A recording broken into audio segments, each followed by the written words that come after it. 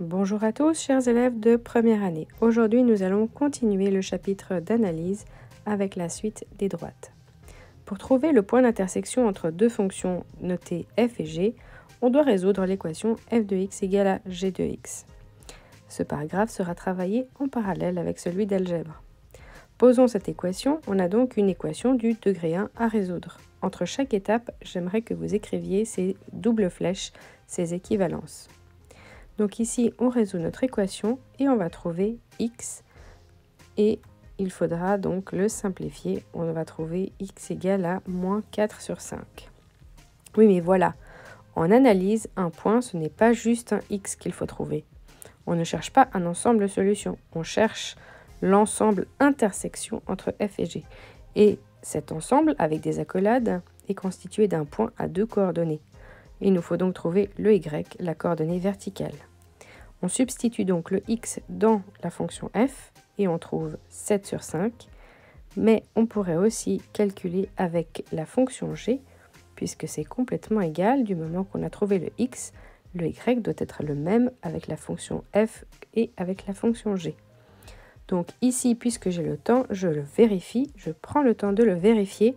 En épreuve, si j'ai un peu de temps, je peux faire le calcul avec f et g pour m'assurer d'avoir le bon y. Ouf, je trouve aussi 7 sur 5, je peux le glisser dans mon ensemble. Graphiquement, à quoi est-ce que cela correspond? Eh bien, je vais voir, je vais commencer par représenter la fonction f.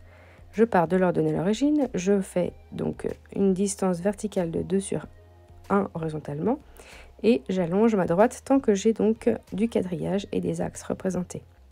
Pour la fonction g, je pars à 1 pour ordonner l'origine et elle doit être décroissante. 1 sur 2 est la pente avec un moins pour le sens décroissant.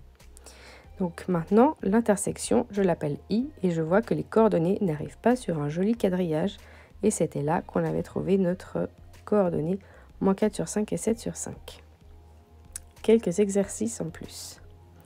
Ici, si je résous tranquillement, je trouve mon x assez facilement. Et quel est mon y? Je peux donc substituer cette valeur dans f ou dans g. Dans quel est-ce que c'est plus facile? Dans g, puisqu'on a directement l'image. Mais vérifions quand même avec f et on obtient aussi 0. Donc ici, il y a parfois des petits raccourcis. Pour l'exemple 2, on simplifie, on isole les x et on regroupe les constantes. Et on trouve un truc bizarre. Comment interpréter? Est-ce qu'on s'est trompé? Eh bien non, on ne s'est pas trompé. Donc l'égalité est fausse. On va rebarrer toutes les autres égalités en remontant la chaîne des équivalences. Ça veut dire que l'ensemble est vide. Pourquoi? Parce que les droites sont parallèles.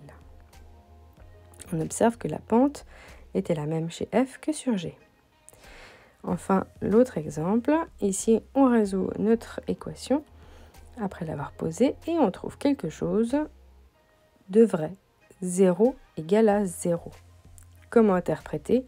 Ici, on avait deux fois la même droite, f est égal à g.